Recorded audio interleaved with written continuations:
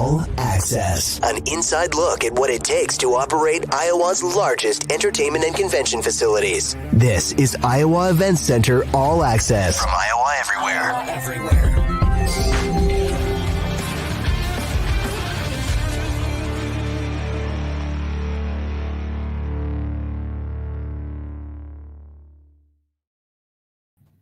And what's up, everyone? Welcome to another episode of All Access with the Iowa Event Center here on the Iowa Everywhere Podcast Network. Matt Van Winkle, Adam Flack here for another episode. And Adam, it's definitely getting into concert season for you guys, but man, it is hoop season for sure. It's basketball season. You guys just wrapped up boys and girls state basketball. It was a pretty busy time over there at Wells Fargo, right? Man, it was. Basketball was great for us. You know, it's hard when you get to March. You know, last year we were watching basketball last night, and Iowa wins and Drake wins, so we got people going to the dance, and we're sitting there like we were getting ready to host last year. And so it's what are we doing? We're able to just kind of relax and watch games, and high school tournaments were fantastic again this year. We had some local teams come in and do well. Valley ending it off with the boys, repeat champions with no senior starters. So I think you can see who the preseason number one is going to be in boys basketball. But yeah, we're shifting gears now, getting ready for concert season, and we'll keep an eye on March though. That's for sure. Yeah, teased a little bit. You guys had a few concert announcements the last couple of weeks, so we'll get to that in just a little bit. You mentioned, too, we're going to get to talking a little bit about NCAA Tournament hoops. We're here with Chris Connolly, General Manager of the Iowa Event Center here in just a little bit. But just going back, to the high school hoops, you guys do some cool recognition, I know, around Wells Fargo Arena. One of my favorite things is those jerseys you guys hanging in right there on the south side when people walk in. It's pretty cool. Yeah, they tell you as you work at the facility not to root for specific teams, and we should just cheer for good games and good crowds, which we do. But I will tell you that if there's a repeat champion, it makes our job in marketing a little bit easier. Because a couple years after we opened, we decided to put up all the champions jerseys up by the box office, and so all year long there's a display there of all the boys and girls basketball champions, and then an alphabetical list of all the individual state wrestling champions as well. And that's important to us and important to Polk County as we recognize those high schools that are coming through here. So it's Monday, the tournament's over. Now we're shooting off the emails to all the athletic directors and head coaches of the winning teams asking for them to send us a jersey. So it's great recognition, but thank you, Valley. I won't have to replace the 4A boys jersey this year. Very impressive Valley team, a young Valley team. And it was cool to see that, Curtis Stinson Jr., I know he won last year too, but go back to back, something his old man never did, but he's got his jersey in the rafters. So maybe he has a little one-up on him. Yeah, to think about that Curtis Stinson Sr. played here for so many years with the energy, and now seeing his son makes me feel a little bit old as I watched Stinson play when I was in college. And now to see his son playing in high school already is makes me feel old. But yeah, it was a great game and a lot of good talent in that 4A class this year. Well, I know we all wish maybe Iowa State, you guys were hosting this year, so you guys may be able to host Iowa State for one of those first and second round games, or even Drake for that matter. I know Drake's been the host team once or twice that you guys have had it, but man, it's definitely, you mentioned the Big Ten tournament, the Iowa women, obviously with an amazing performance up in the Twin Cities. You got the Iowa State women, as we're recording this, are playing down in Kansas City, so we're keeping tabs on that. But, I mean, all four D1 teams got a shot to make the NCAA tournament this year. And obviously you mentioned Drake punching their ticket in the Missouri Valley. So we thought it was a timely discussion to bring on Chris Connolly, the general manager of the Iowa Event Center. We're going to bring him on now. Chris, thank you so much for joining us. And, I know you were I think you were on the very first episode of All Access, so we've come full circle here. I was, and I appreciate being on. It's great. Yeah. And, as Adam mentioned, March Madness is awesome and it's special for us. And I can't believe you go back a year and we were just getting through the state tournament and then getting ready for NCAA basketball. It is a lot of heavy lifting, but with that being said, it's a lot of fun. So it's bittersweet in that we don't have it this year, but last year was awesome. As Adam mentioned, the high school tournaments were great. We got lucky with the weather between wrestling and girls basketball, boys basketball. Had a lot of new features this year, brand new floor for the first time that the girls and boys used. Yeah. And that was needed. And then just on our own and doing some capital projects with Polk County, new lighting scheme outside where we went specific colors, pink for the girls, blue for the boys. We've done a lot of clever things, green for the Iowa Wild and, blue for the Wolves. So it's been neat. It really was. It's been a good run here over the last couple of weeks. Yeah. So the preliminary round sites have really been set through the 25-26 season for the men's and women's tournaments, right? So Des Moines won't be hosting any of those years coming up for the next three, but I know you guys have recently put in a bid to get in that next cycle that opens up. Talk about that process and what all went into that. Yeah, and you're right, Matt. I mean, we hosted last year, which was 23. The sites have been selected for 24, 25, and 26. So it was a 4-year bid cycle. We were lucky enough to get the first year of it. So we're eligible again in 2027. So we put bids in for the NCAA men's basketball first and second round for 2027 and 28. And then also for the NCAA men's or women's regionals for 2027 and 28. And the regionals are different for women's in that it's 8 teams at a regional site, and there's only 2 regional sites. So while we've hosted women's regionals in the past, this is new for us. Okay. But obviously with the Caitlin Clark effect and women's basketball, just in general in the state of Iowa, we thought like it was a good opportunity to bid for both men's basketball and women's basketball. And, we're hopeful. We'll get one of those 2 in 2027, and hopefully we get both in 27 and 28. Yeah, it's a great point about just the recognition this state has gotten, kind of the status we have around basketball right now. And you guys really are at the center of that. I mean, obviously with the great high school state tournaments, and obviously have the G League team here with the Wolves and do a really nice job there. So Des Moines, like you mentioned, Des Moines hosted the first tournament was back in 2016? Is that right? Do I have those dates right? It was. That's the first time we hosted NCAA men's basketball, but we've hosted a ton of NCAA championship events. It goes back to wrestling and women's regionals, women's first and second round, and we've hosted women's volleyball. So we've done a lot.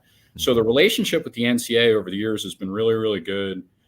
We finally broke through with NCAA men's basketball in 16. We basically sold that event out as part of the pre-sale. So as far as ticket sales go, we've done very, very well with the NCAA. The soonest we could get it back was 2019. We got awarded NCAA men's first and second round again in 19, hosted again in 23. So we've had a pretty good track record. And it's funny, everybody thinks it's an automatic when NCAA men's basketball goes somewhere that it just sells out. It does not, but it does here. And not only does it sell out here, but people are in their seats for the start of every game, and they spend a lot of time here all day. And, look, the NCAA loves that. They really, really do. So the relationship's great. And we feel optimistic about 27 and 28. Matt, it was really interesting. A lot of people, we would get calls last year like, oh, do you think you're going to get Iowa State? Do you think you're going to get Iowa? We don't know, so these host schools that are getting ready for Selection Sunday, they don't have a clue who they're going to get. And you're watching right along with the general public, trying to see who's going to come to your city. The only time I've ever seen it released early was in 16. We were down here at a Iowa Energy or Wolves game. I can't remember at the time what they were, but it was like an hour before Selection Sunday, and somebody leaked the bracket. That's right. And so we're hearing about all these, and we look at the bracket that we had, with all the blue bloods with UConn, Kentucky, and Kansas, and we're like, wow, this is a great bracket, but we didn't know if it was true or not. And so we're still sitting there waiting, and turns out it was. So had a great bracket that year, but we're waiting along with everybody else, trying to see who's going to come to Des Moines. Yeah. And you mentioned too, Adam, just your experience hosting this tournament, how you guys have improved over the years. And I know you guys consistently get great reviews from the sports writers that come in, the coaches, the players. Does the NCAA, do they take that feedback, those reviews, and do they take that into consideration when they award their bids out, or they award their selection sites out? I don't know if they've ever definitively told us that. I mean, I'm sure they do a survey at the end of the year and get the feedback that they can from, the participating schools and the sports writers that are here. I'll tell you one thing, we're going to put it out there for them and remind them of what was said as part of our bid cycle. And Catch Des Moines does a great job capturing a lot of that information for us and putting those video pieces together. But whether they use it or not, I don't know. It doesn't hurt to have that being said. And we're going to make sure that when we turn in our new bids that, we include some of those quotes. Yeah, that's great. Some of the coaches have really had great things. It's almost like they're writing your own commercials for you. That's right. That's great. So Chris, talk about that bid process. What all you guys put together. I mean, I'm almost thinking of it. You're putting together like a resume, right? A portfolio or something that you can submit off and send. What all goes into that bid that you guys put to the NCAA? Yeah, absolutely. And fortunately for us, we've done it a lot, so we've gotten pretty good at it. But I'd first mention our partners, right? Like, it's not just the Iowa Event Center. Adam mentioned it. We partner with Catch Des Moines, so the Convention Visitors Bureau here locally. And the last 2 times that we've hosted men's basketball, Drake's been the host. So Drake University's been a great partner. CVB's been a great partner. We all have our own little roles in putting together the bid submission. And again, we've done it for a while. It took us a little bit to get men's basketball and kind of crack the code. But since then, I think we performed really well. It's not something that gets done overnight. There is some work that needs to get done. It's putting together a ticket manifest and pricing and, just setting everything up, like from Fan Fest to just how we're doing a lot of different things. The NCAA needs to see all that, and that goes into this bid submission. As Adam mentioned too, it's like we put together a highlight video. We've done some things kind of outside the box that a lot of other places haven't, and I think that's made us successful. Fan Fest is one that I point to. We're not required to do a Fan Fest for men's first and second round, but we do. And we think it's great. And we think it generates excitement around what's going on. Not only that, it's a place for people to go in between sessions. As you know, with TV, the turnaround between session 1 and 2 on that first day is unreal. It's like 30 to 40 minutes sometimes at most. Yeah. So it's a lot of work. But I would say, like on my end, working with good partners who are experienced, I feel like we have it down pretty well. We have a good relationship with the NCAA. Every cycle is a bit different, right? So we got to read up on that and learn and understand what's going on, ask good questions, but it does take some time. And I think, as you know, everybody wants to have NCAA men's basketball come to their building. So it's very, very competitive. We put a lot of time into it. But, as mentioned, it's like, I think we do things differently. When the NCAA comes into town, they know the event's happening at Wells Fargo Arena because it's everywhere. And that's the CVB with signage and the welcomes to the teams that are coming in and all that. So it is a lot of work on the bid submissions, but I think we do a good job. And, we really want the event. And I think we show the NCAA that. Yeah. Yeah, I think we really do take pride in being that supportive city. We support our minor league teams incredibly well. You guys see that with the Wolves. The Iowa Cubs draw great attendance every summer. So I think you're right. People catch notice to that, and it does take that partnership, like you mentioned. That probably doesn't happen in every city where there's that, that those units work so well together. But you guys really do seem to have a great partnership with Catch Des Moines, with the Greater Des Moines partnership as well. So that must help you guys as well, right? Yeah, I think so.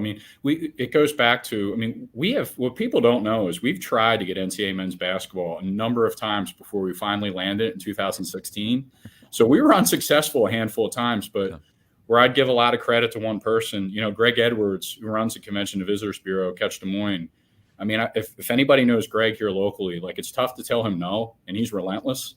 and really, he's the one that kept pushing. And, it goes back to years ago, even before we got awarded the bid in 2016, we actually collectively made a visit to Indianapolis to meet with the NCAA. And it was myself and Greg and some members from the CVB. We also had the Greater Des Moines Partnership, Iowa State. And, it's amazing. Like, we got to Indy and we started meeting with some of the NCAA selection committee and people that were on that. And we just wanted them to handicap what we were doing right, wrong, what we could do to get it. And I think they were amazed by the relationships and, like, all the people that we brought and how connected we were. And I think that really helped us. So they kind of gave us a blueprint, but that all started with Greg pushing and trying to figure out, hey, what do we need to do to get this? So, Matt, you're dead on. As far as the partnerships go and relationships go, I've worked in other buildings for our company, and I've never seen groups so cohesive as they are in Des Moines. And I think that's what makes Des Moines special. I really do. I'm looking at just the first and second round sites for this year alone. You're looking at Brooklyn, New York, Charlotte, Indianapolis, Omaha, Pittsburgh, Salt Lake City, and then Spokane. But, like, you're looking at much larger cities than Des Moines, right? And like you said, there's probably some of those sites that will get half full arenas. And yep, I think it all comes back to just this truly is a basketball loving state and a basketball loving city, right? I think so. It's super competitive. It really is. Like, look at those buildings and markets. They're fantastic. Like, all of them, like even Omaha, who's probably one of our competitors, and they do a great job. And I would say they're similar to us. Those people show up and they're there.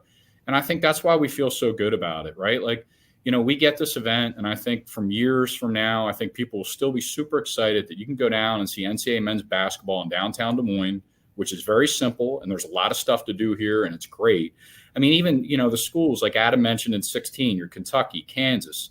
At first, honestly, they thought they got the short end of the stick, and then they get here and they're like, holy cow, like everybody's rolling out the red carpet. So I think we're good there. And also, as mentioned, it's like nobody knows what teams are coming, and still the excitement's there. We sell the tickets. We've hosted the tournament for NCAA men's basketball 3 times, and we have not spent one penny on advertising ticket sales. It's just not the case anywhere else, and that's why I think we're different. It's also like the difference is, we talked about like we've submitted bids for 27 and 28. Well, every other time we've submitted bids, it's been for a 4-year bid cycle. And so, while yes, we've had it successfully 3 different times, the nerves are still there about how this is going to roll out, because when you talk about a 2-year bid cycle and you talk about all the different cities within the Midwest that have hosted and have also done a great job, whether you're talking Milwaukee or Minneapolis or Omaha or Kansas City or Chicago, there's a lot of competition for it. And so, it's not like we can sit back when we submitted that bid and just said, hey, we've done it successfully before, so bring it back. We still got to be aggressive and really explain why we think it'd do well, because we don't know. A 2-year bid cycle looks a lot different than a 4-year. So the bids have all been submitted. The committee will deliberate. They'll look over everything, and then they won't make a decision until October. Is that correct? October. That is. Yep, that's correct. So then once that comes in, once those decisions have been made and those announcements have been made, all things considered, if you guys get that bid, you guys have a couple of years, 2-3 years to plan it. But it seems like a lot of time, but it seems like it probably goes pretty quickly between all the planning you guys have to do. What goes into that planning? Yeah, I mean, I can start, and Adam, you can jump in, but I think, we'll find out in the fall of 24. So like you're almost in 25, and like, you don't have that much time. I mean, like really for these events, that's how big it is. Like we start planning, over a year out for these events, even being a past host. There's so much that goes into it. There's so many things that change. To the NCAA's credit, things are evolving for the good and like how the events run, and we got to adapt to that, right? All the technology, the different stuff like that, but it is over a year of planning, and you are doing different things leading right up to that first day. And I don't know, I think in the grand scheme of things, we take a ton of pride in it. We want to do really well. We spend a ton of time on it. So although we do technically have a couple years, I mean, it starts coming around like that where we have to start preparing for it. And it's a lot of work. And, honestly, I think that's why in past it's been 4-year bid cycles.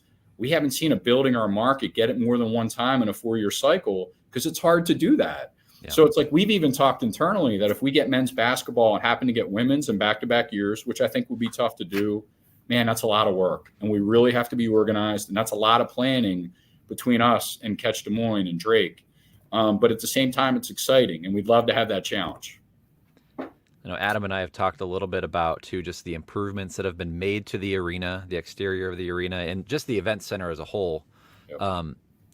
Are there any improvements that are slated for the next couple of years that might, help you guys with this bid, and something that the NCAA would consider to maybe move you guys up a little bit higher? Yeah, I don't think, as far as this bid that just went in, recently, right? Like there's not anything that's crazy that would move the needle. By 27, I don't know. Like we go to year, like on capital projects that get done in and around the arena. I know one thing that we have put in there and will continue to do is try and enhance our Wi-Fi and the capability there. That's very, very important for us. Yeah. But just even other stuff, like, you ask if the NCAA notices. And like, I do think they notice. Like, I think they notice that we're doing a fan fest. When they come back, if they come back, in 27 and 28, we'll have that new light scheme outside. And I think that's huge. You can see that from the highway. Yeah. And that's all cool stuff, right? Like we're selling the event out. People are in their seats. The building looks fantastic. Polk County owns the facility, and they really get it, and they continue to put money back into it. But from like something like on a sexy level, not really that we put in this bid cycle, but there are some things like Wi-Fi and other things that we're trying to enhance. By the time we get to 27, then I think we'll be there. But honestly, as we go through the next couple of years, I think there'll be more. It just wasn't part of the bid. Yeah, it was funny as Adam and I were talking about like the Iowa caucuses that came through. You had all that media that came through. That seems like it's almost like a mini NCAA tournament in and of itself with the amount of media that's here. It's probably pretty comparable, right? It's comparable. There's just so much more international media for caucus than you have for NCAA basketball. Just to expound on what Chris was talking about, when we're meeting and we get the award, it is truly a city effort, and that's one of the cool things about hosting events here is that everybody comes to the table, whether it be Des Moines Police or Polk County Sheriff's Office, Polk County Emergency Management. I mean, everybody's got a seat at the table because we're trying to coordinate this big citywide event. And so that's what takes a lot of time as well, is you're not just talking about what's the road construction going to look like 2 years down the road and how do we need to plan for that now, or what's going to be torn up, or what are the advancements that we're going to have in technology. And so everybody kind of gets around the table, and part of it's catching everybody up to speed on, take a look at the notes that happened last time, or what new players are in the mix that maybe weren't involved 4 years ago. So it is a pretty coordinated effort. And so a lot of that time is just spent with people outside of our four walls, trying to figure out what's going on in the city around that time. Yeah. And you mentioned the city, and just talk about too, Chris, just the kind of the economic impact hosting this has for the city of Des Moines that you guys have seen. I mean, it's tremendous. It really is. I mean, you're talking about, a lot of people ask us and they push us. They're like, that's a bummer. We can't get men's basketball regionals. And look, stature wise, that's awesome, because you'd be hosting the regional, right, for teams to go to the Final Four. But, when you talk about economic impact, the men's first and second round, you have 8 different teams, 8 different fan bases coming in. And after the first round, when 4 schools get eliminated, you have more fans coming in for the 4 that are there for the second round. And they're coming in. I mean, they're staying as far as Ames and some other places. It's the entire region that gets impacted. And it's phenomenal. It's millions of dollars. It's restaurants. It's the mall. It's bars. It's, it's hotels. It's everything. It's such a big deal. And I don't know. I mean, maybe I'm biased and I see it differently, but as you look around, the biggest upsets usually happen in the first and second round. And we've had some great schools that have come in. We've seen some great games. Yeah. We had Arkansas beat Kansas last year here in Des Moines, which was probably arguably one of the best games, in the first and second round. Who could forget that when Coach Musselman was ripping his shirt off? Nobody could, right? It's like, man, what do you do with that? But no, as far as the economic impact, it is tremendous. It really is. And it's, again, having those 8 schools come in, they're all throughout the region, the hotels, the bars, the restaurants. And Adam mentioned it. There's so many different players. And I hadn't talked about that before. It makes our job easier. We worry about the venue, right? Like if we can control the venue and put on a good show there, but Des Moines PD, Greater Des Moines Partnership, the CVB, got a great host school. Like everybody cares. And, I've been in some other places, and it's not a negative to some others, but they're so big. Sometimes they can't focus on just one event like we do. Like, this is our Super Bowl. We want to roll out the red carpet and do a great job, but the economic impact is tremendous. It's an honor to host the first and second round, and we love it. We really do. Yeah. Well, Chris, we appreciate you. We appreciate your time. We thank you for, I know this is such a big process that you guys do to put this bid in. So thank you to you, the Catch Des Moines team, the Greater Des Moines Partnership, and everybody who had a hand in this. And we'll be crossing our fingers for October. That sounds great, man. We appreciate all your support too. The media is a big deal, and you guys are behind us, and the NCAA comes in and they see it too. So we appreciate you guys as well. Awesome. Thanks, Chris. We appreciate it. Thank you. Awesome. Great to get some insight there from Chris on what goes into that. I know you and I have been talking that February deadline to get those bids in was coming. So, like I said, we'll be crossing our fingers when October rolls around that Des Moines will hear our name called, right? Man, it's nerve-wracking just thinking about it now. So thanks for giving me that extra 6 months to worry about it. No, but Chris is right. I mean, there's so many different people that are involved, and either directly or indirectly, and from shuttle buses to what's happening at the airport and getting the charter planes in. And so there are we get so hyper focused on the arena that we probably don't even see part of what goes on outside of our 4 walls. But that's what the other organizations are there for, and our partners. And, Drake has been awesome. Drake being able to, they're basically sacrificing, saying we're okay not playing in our hometown because we want to put this event on, because as the host, they can't play there, and they're going to be our host again, if we're able to get it in 27 or 28. So huge thanks to Brian Harden and his sacrifice, and Drake being able to host with us. It is crazy that, you put 2+ years of effort into this, even more when you consider putting the bid in, and then it's a whirlwind. It's a couple days, 3 days, right, of fun down here. But I mean, all that work leading up to it is just so important, and getting everything right and all those details. So you guys do an awesome job, and we'll be hoping Des Moines will be hosting again here real soon. So, but you guys have some really great shows coming up, some concerts, and I know you guys just announced a couple new shows. What do you guys have coming up? We did. So like you mentioned at the start, we're back into concert season. So in terms of what's going on this week, got a couple more hockey games going on, and then we go into Avenged Sevenfold Friday night. So we hit the rock crowd on Friday. Works out perfect because we just announced 2 different rock shows: Cage the Elephant, which is coming in September, and Five Finger Death Punch coming back again in August, actually Monday right after the state fair. And that goes on sale this weekend on Friday. So we've got a rock show this week, 2 new rock shows coming up later in the summer and the fall. We transition next week into Tim McGraw, so we get that hit that country artist. And then we finish out both the Wolves and the Wild season soon, and Barnstormers football is starting up soon. Right. So there's always something going on down here. Cool. Well, I was excited to see that Cage the Elephant, Young the Giant concert. I went to see those bands when they were playing down at like People's on Court. Like that's crazy to see how big they've gotten. I didn't know they were doing arena tours. That's great. They're a really fun band. They are just a ton of energy. So really cool bands. Some more rock bands coming to Wells Fargo Arena. And yeah, you guys get right into the swing of things with Tim McGraw coming March 21st, Fall Out Boy, Jimmy Eat World, April 3rd. HiVTix.com is where the place to go for that, right?